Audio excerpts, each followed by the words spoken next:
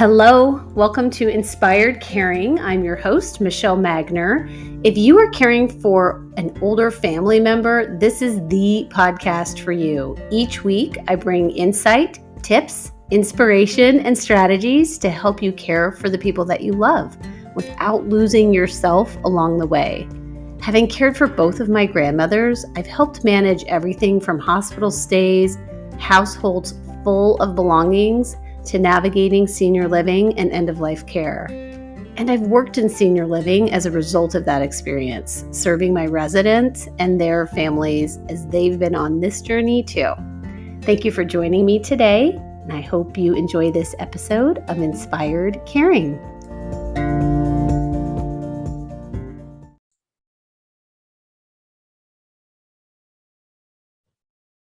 Okay, good morning. Good morning. Hi, Mom.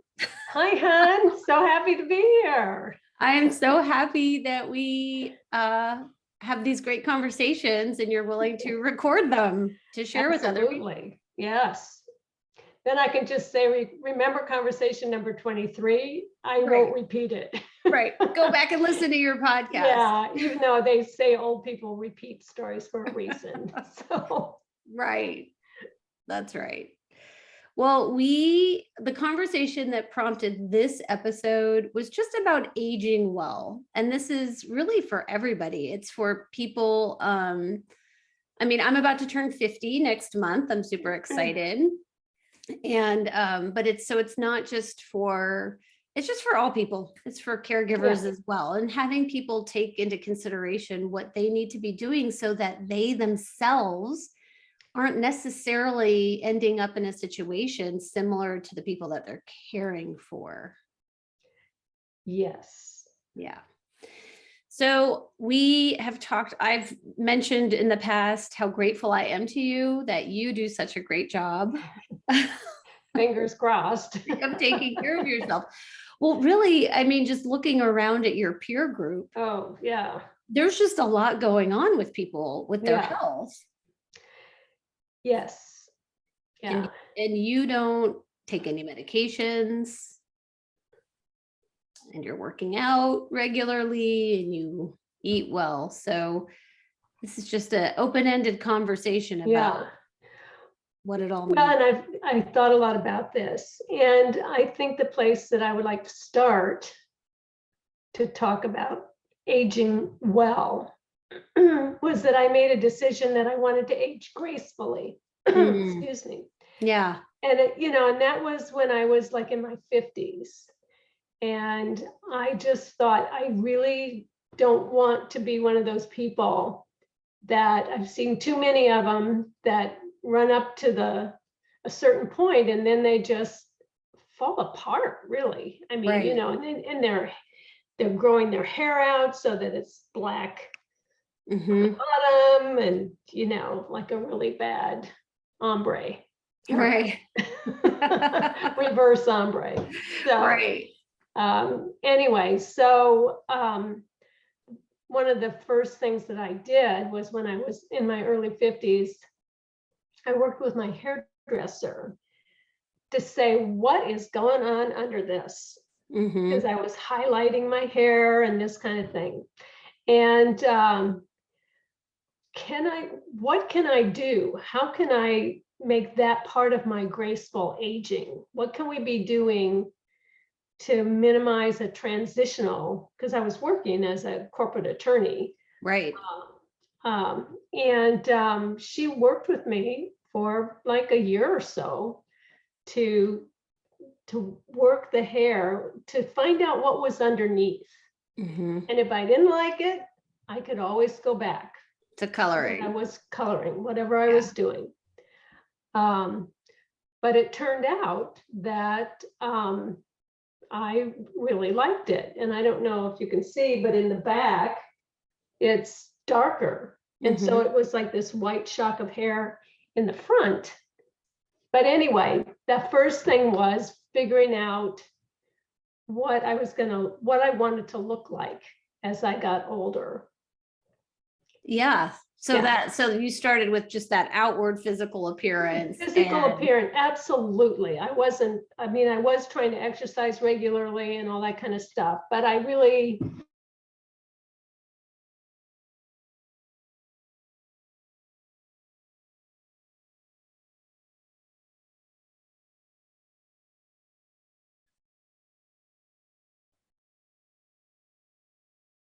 we got frozen.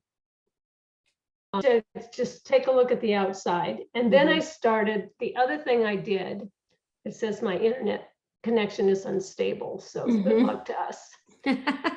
So anyway, I don't know why that is, but the next thing was I actually at a certain point just before that had hired someone. I had done my colors. I got my colors done. And then I hired someone to go through my wardrobe and then help me get dressed according to what would look the best on me. Right. And because that, and again, back to it was outward appearance. And then I started, like, every year or so, I would go into a makeup counter that I trusted and have them do a makeover with new color, the different colors that were now available, different methods and all that kind of stuff. So definitely, was trying to look my best. Right. Still nothing on the physical side.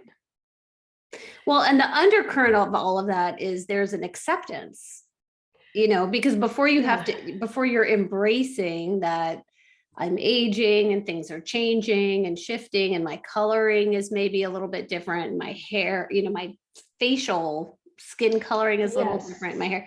So you really were accepting of the fact, like, okay, I'm aging. I'm going to be in this for the long haul. So what are some of the things that I need to do to, be my best self? But and actually, I would like to step back, and you played a big role in this. You went off to college and gained your freshman 15 and were coming to stay at my house. And you were, Mom, I'm so upset. I don't want this weight. We need to get rid of this weight while I'm staying with you. So we joined Weight Watchers. And my thinking of that at that time, and this was before the 50-year-old stage, was that we needed to learn to eat right. Because I knew how to lose weight. You could lose weight on a pack of M&Ms. Right. When you calorie count and just do that, you can lose weight. But anyway, we went to Weight Watchers, which I have become I was also gaining weight. And I was just like, well, I guess I'm just gonna be overweight like my family. Like my sisters were overweight, my mother was overweight. Right. And I thought, well, okay, this is just how our family is. That's what we do. And we eat whatever we want. Right. So I tried that. And I was fascinated by what it did to my body. I wasn't repulsed by it in particular, but I was fascinated by it. And when you said that you wanted to lose your weight, I thought, well, let's see what Weight Watchers has to offer. And we had a fabulous summer. We did. Yeah. And I stayed on and became a lifetime member. And I, in fact, have attended 2 meetings this month. They come out with all kinds of new programs, which are really good. Anyway, since then, my weight has gone up sometimes, but I've always had a technique for getting back to a healthy weight with healthy eating habits. Right. And I learned a lot. I learned a lot about food. And it set the foundation for the rest of your adulthood. Absolutely. Right. I was in my 40s by then, but I was just like, I had given away my skinny clothes. I had given away my clothes and bought bigger clothes because I just figured, you know what, I don't care. And looking at my sisters, they got to eat whatever they wanted, that kind of thing. So, but anyway, after I got that conquered, and then we moved into the hairs, coloring of the hair and still, exercising somewhat, but not, and drink, and I actually stopped drinking at a certain point for a short period of time. But I was drinking a lot of wine. I liked wine a lot. Sure. And so still drinking. Periodically, I would stop drinking, and then, but for a specific period of time, and then happy to go back to drinking. So over the years, then finally ended up moving to New York with my short gray hair. And the doctors thought I was in fantastic shape. My doctors were very impressed, and they said, so you must exercise. And I said, well, yeah, you're in New York City. You're walking up and down the stairs. Right. Skinniest people in the United States, in New York City. Because they're walking, nobody wants to drive in that town. So well, nobody has a car even. I didn't even have a car. So they would jump on the subway, walk up the subway steps, this kind of thing. It's a place for people who exercise a lot. But I wasn't doing anything specific. And I started having trouble getting out of bed. And how old were you around I that? was in my 50s. I'm going to go with probably on the later side of my, like late-ish 50s. Okay. 57, something like that. And I was having, like if the phone would ring and you're still in bed, and, back in the day, you didn't have a phone resting next to your bed. I didn't anyway. So I had to run into the other room, and I would swing my legs over, and then I would be incredibly unstable on my feet. And I'm like, this is not good. And even going up and down the stairs, sometimes my legs would hurt. My knees would hurt. And on the exercise front, I should go back even and mention that when I was about 35, my gym where I had an indoor track burned down. Oh my God. So I know, it was really annoying. I love an indoor track. Anyway, so I had started running out in front of our house or our apartment on 57 Montague Street. There's the promenade. And I had started running on the promenade, and I was running down the street. There was a cop guarding us while we ran because it was a city environment and dangerous. I turned around, I walked back home, and I said, I'm not jogging anymore. I'm not going to do that. I'm just like, I'm not going to do that anymore. So that is the point at which I switched to walking instead of running or jogging. Because I thought, I'm probably going to want these knees. Right. When I get a little bit older.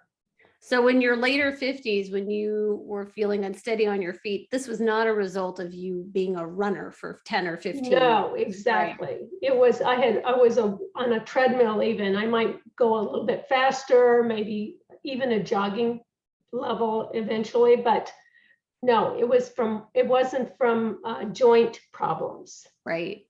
I mean, I don't, maybe some joint problems from lack of exercise, but it was just, I was very unsteady on my feet. So I decided at that point that I needed a trainer. And that was when I switched to actually looking for some professional advice on how to do my whole body. Right. And so I ended up signing up for a gym and getting a trainer at the gym.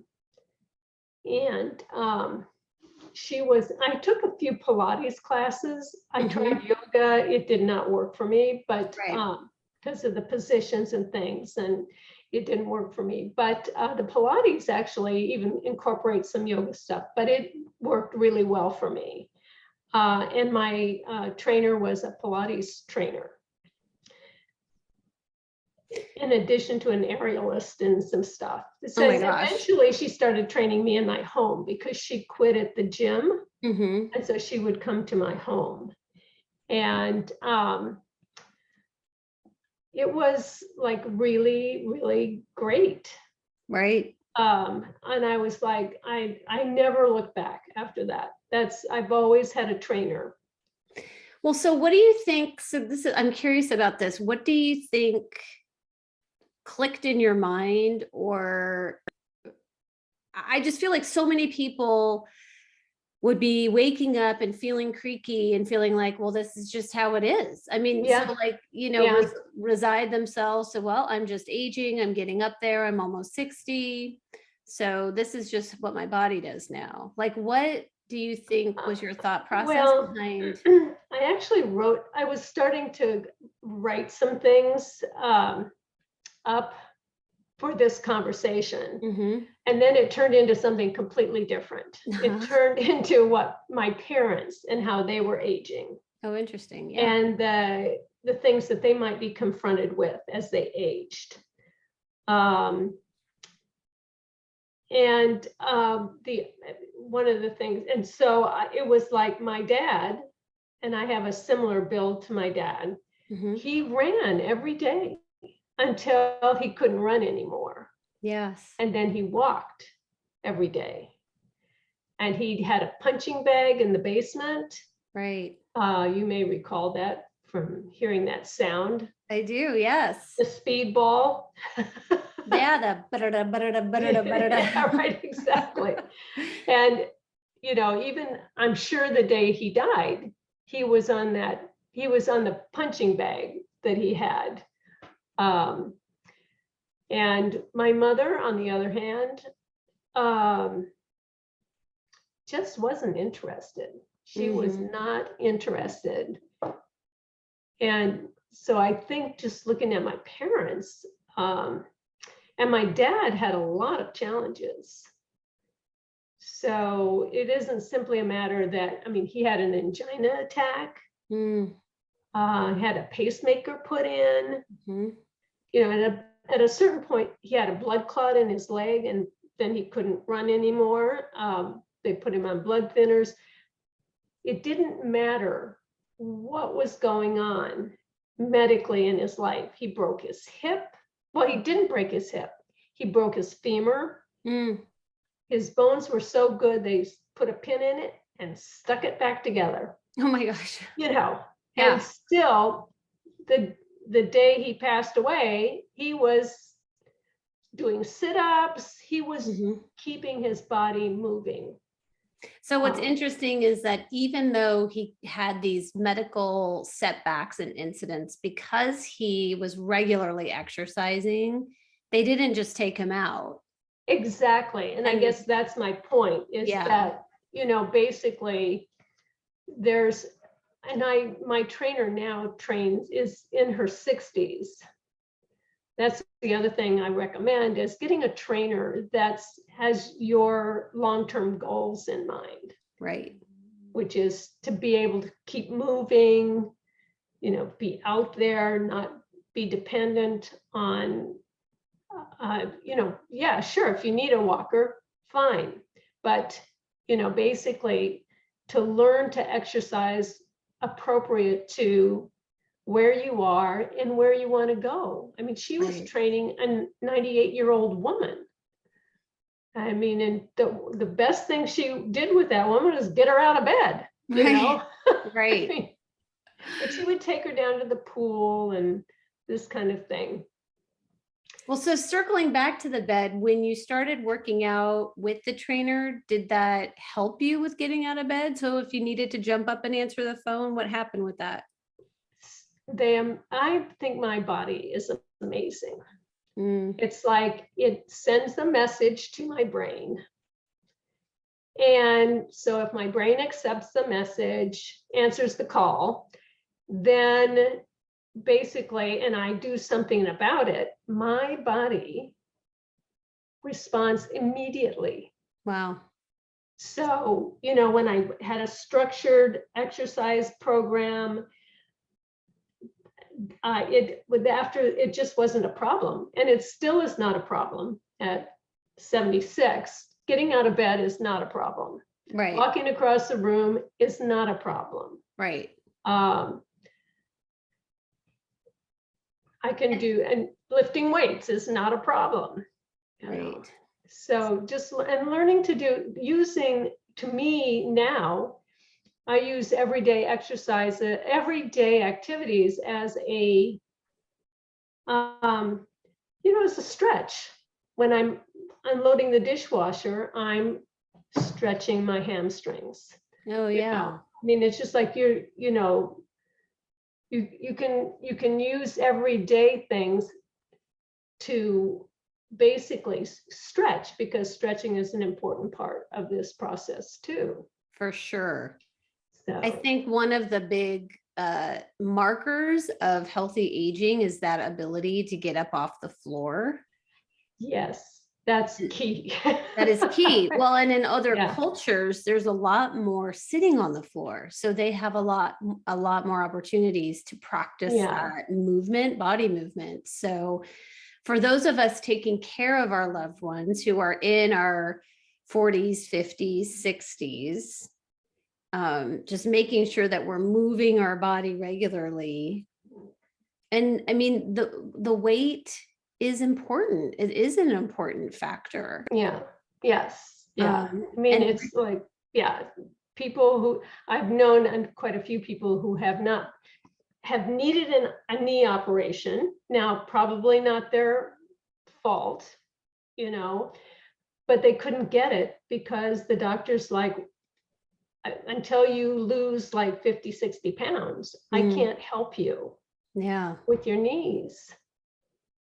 Right. So, I mean, my goal is that people are reframeworking why for eating healthy and moving our body. I think we're so programmed in our youth to look good in a bikini, to show up spectacular for the wedding. And I just think that programming eventually wears off. Well, I think the problem with that, and of course, any program that talks about maintaining a weight talks about the problem of using that kind of goal setting. It becomes an issue because once the prom is over, if you're in high school, or your wedding day has come and gone, that's not the motivator. Needs to be something different.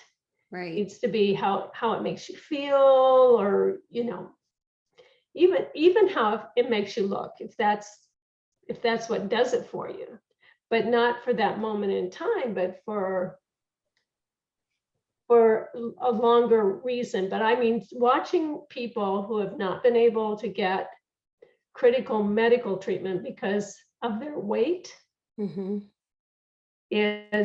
was one of the, I mean, it's a big motivator. I mean, I hope I never have to have a hip operation. I hope I never have to have knee operations, but seeing the people who were at a good weight and wanted to, maintain their health. Right. Those people actually recovered from they got the operations and they recovered. Right. From the operations. The recovery is easier. So, and I mean, I've had a few, like I had bunions removed. Now, the bunions were my fault for the shoes I was wearing, but more or less probably. But, I really couldn't do anything until that had healed sufficiently. But still, I worked with my trainer because she's like, okay, so you can't do this and this and this, but you can do the following exercises. You can keep your body moving. So there's a reoccurring theme of pulling in resources for different phases and stages of where you are. Physically, or how you want to look. So you pulled in the resource of the makeup artist, you pulled in the resource of someone to help you with what colors are complementary, and then the trainer. And I think that I love that you said that you went to a free makeup counter, because it starts to feel like all of this is just going to cost too much. I have to join the gym and go get my colors done. But there are free resources available out there. And a lot of these people who work at these makeup counters, that is their life. I mean, they're not, they do makeup for photo shoots. It's a professional job. They know about colors. They, basically, and if you don't like what they did to you, then move on to the next one. Right.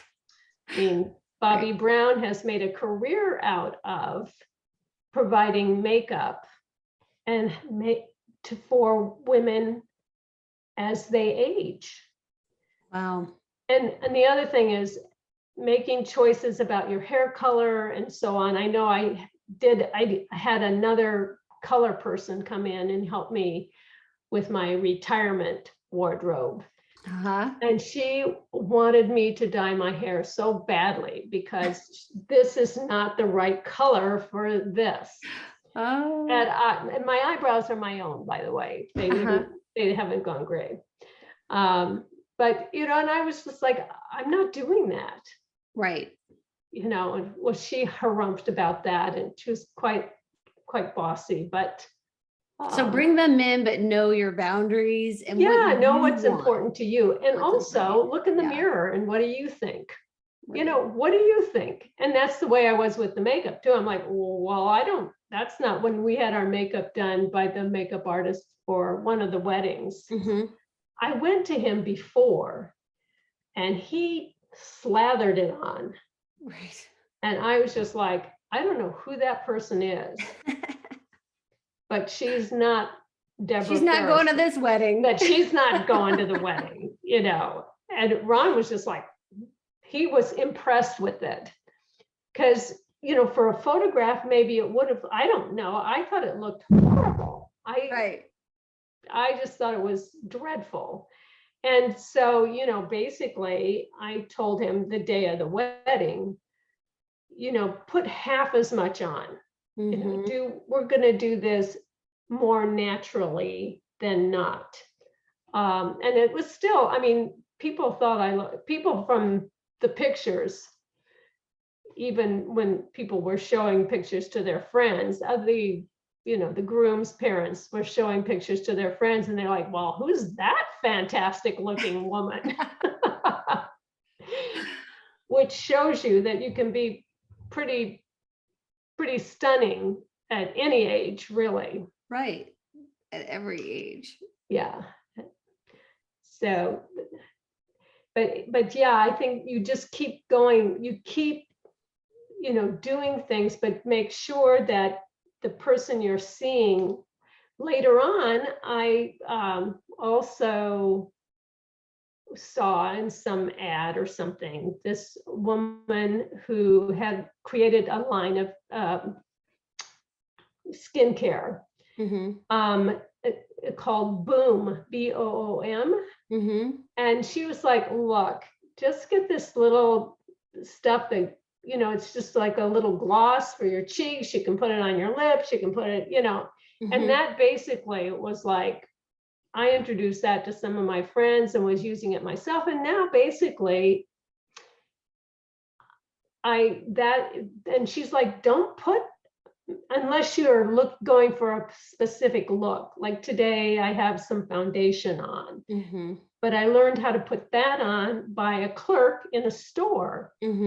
So diluting the foundation with this moisturizer. And this kind of thing. So, and I love that gloss stuff. And I just think they're just like, old people need to not gum up their work so much. Right. Right. Well, and that goes back to accepting and embracing instead of this fight against aging, Yes. resisting it. And so as we are continuing to help our older family members with along their aging journey and just watching them, there's so much resistance that we get, so much pushback about power of attorney paperwork or minimizing the stuff and things like that. But if now in your 40s, 50s, 60s, you can start that embracing it. Yes. And taking care of your own stuff. Well, that is a good point, because when I always had a term life insurance policy. So for my two daughters. Right. Yeah. So that basically if I passed away, there would be enough for them to finish their education. It wasn't a big policy, but it was enough to finish their education, whatever they needed it for. And then I thought, well, when I get to be 70, I will get a long-term care policy. Mm-hmm.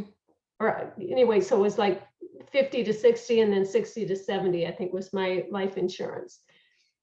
And my 60-year-old test to renew that policy was better than my 50-year-old test. Like your blood work test? They did some blood work, but mostly it was to find out if I had a disease that was going to kill me. Oh yeah. Yeah.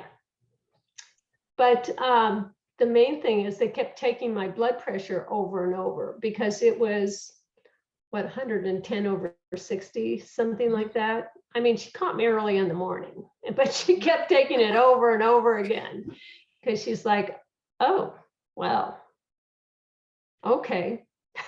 Yeah, I guess it's just this. It is this low. Yeah. This old lady, this is what her blood pressure is. So, that basically when I went back to the insurance guy and we renewed that policy, it only cost me maybe $10, $20 a year more than the one for the previous 10 years. Cause they like, this lady is never going to die. Right. She's super healthy. Right. Yeah. So we don't have to worry about the life insurance policy. But he said, it's time right now to get your long-term care policy. And I pushed back a little bit. Mm-hmm. But then he said, you are never going to be in a better position, because people are going to say, look at her at this age. Right. We're not going to have to pay out a dime. Right. On that long-term health care, So I went ahead and got it. And that policy is no longer available because many of us I call myself on the cusp of the baby boomer era, because I was born in 1945, just a little bit earlier than when the husbands got home. Right. But, the baby boomers just, they snapped up those policies, and that just, but there are policies available. That's the point. There are things out there for people if you're just figuring it out now. But you have to take care of it. You have to do it. You have to call an agent. You have to do it. You may recall Grandma Ferris, a friend of hers went basically into a coma and lived for years in a coma. Oh my gosh. Yeah. And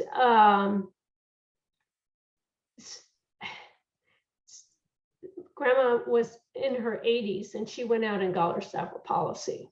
And it was, it was a time, it was an amount limited policy. Right. We used every penny of that. We used every cent, right? Every penny of it. But I think she was 84 when she got it. Wow. So, which I don't even know if you could do that now. So really now is the time. Yeah. So get on it, folks, Right. And as my agent said, if you're in good health, it's the best time to get it. So, I mean, time will tell, it had an escalator clause. So I made a decision to keep the policy price by dropping the escalator by 1%. So now it's 4% a year. It escalates. Okay. But last time I looked, it was $10,000 US a month. So, and that with my pension, that's the other thing too, is start thinking about, it's not too late to start thinking about, and you know this, to think about your future. I mean, putting money aside. Right. I mean, it's like that 10 to 15%, just slide it over. Whatever you've got. Tucking it away. You just brought up a point that I wanted to mention. Everybody tells you, I'm hugging my husband once a day for 20 seconds because they say it's good for you. Right. And I didn't think he would accept that. But the point is this, maybe one hug a day doesn't do the optimum. Maybe 10 minutes a day isn't the optimum or even the recommended. Right. But it's something. Right. It is a reminder to our whole self that, and maybe 10% isn't possible, but $10 is possible. Right. It's something. It's something, and you're training your mind to think, oh yes, I am a person who saves money. Yes. That's so good. Yeah. And so my thing is, don't be put off by the perfect. Don't be put off by what people say you need to do. Because you're going to get discouraged. Right. I mean, and discouraged is not where we want to be in this process. We want to be, thinking I am a person who does certain things. Right. And that circles me back to the drinking. I ended up, I don't drink alcohol. Like when people ask me if I drink, I say, yes, of course I drink. I drink water all the time. I got my water right here. But yeah, of course I drink. And I go out for cocktails with people and all kinds of drinky things. But there's just no alcohol in it. And I kind of lost my taste for it, which I was lucky in a way. But the key to that was listening to a podcast with a woman who said she told herself, a very well-known podcast person who said, repeat, I am a woman who does not drink wine.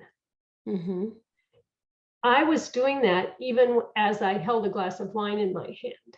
Right. Yeah. I'm a woman who does not drink wine. And I literally lost my taste for it. I love that.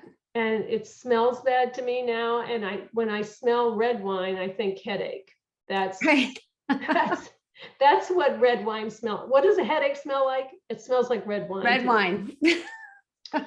So it's been 2 years now. We're coming up on the anniversary of 2 years of just not drinking at all. And now there are people who will tell you the reason they live to be 120 is because they drink whiskey and smoke cigarettes every day. We are not that person. We are not that person, right? We are not that person.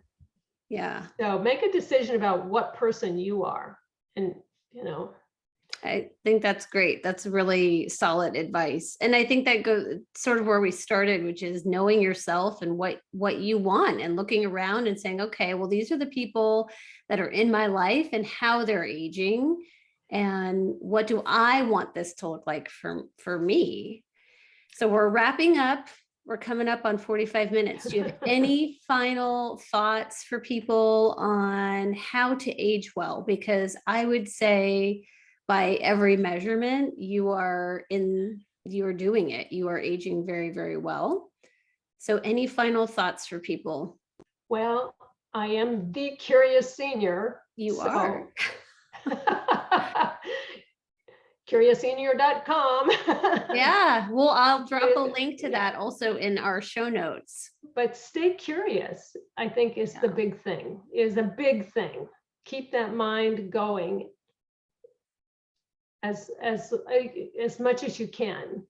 And the other thing is, like, we are all going to face challenges. Mm-hmm. We do not know how long we have, or, you know, what's going to happen to us. We literally don't have any idea.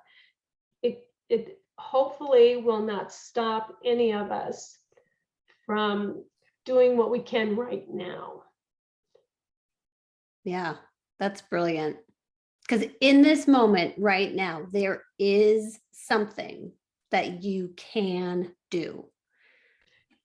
And No matter just, how small. I guess, one ultra last thing, Yeah. post last thing, is that I have gotten into meditation. So I just passed my 500th day straight, which I'm trying to unhook from the reward system. But again, meditate for a minute, Mm-hmm. meditate for 10 minutes. You don't have to be a monk and meditate for 3 hours a day, even though somebody might recommend that. Don't listen to somebody. Right. Listen to me. I love it. That's a brilliant way to end. Don't listen to somebody. Listen to Deborah. Yes, the curious senior. The curious senior. Well, thank you, Mom. I think there's a lot of gems in here for people who are interested in aging well, because they're looking at the people in their life around them and thinking, I don't want to age like that, but I don't know what I'm supposed to be. Where to go. Yeah, what Right. to do. Yes. So I think you've given them a lot of great information. And I love you. Hope is a 4-letter word. Hope is a 4-letter word. Thank Love you. you too, honey. All right, I'm going to end our recording. Wait, now I'm reacting. Hold on. Here we go.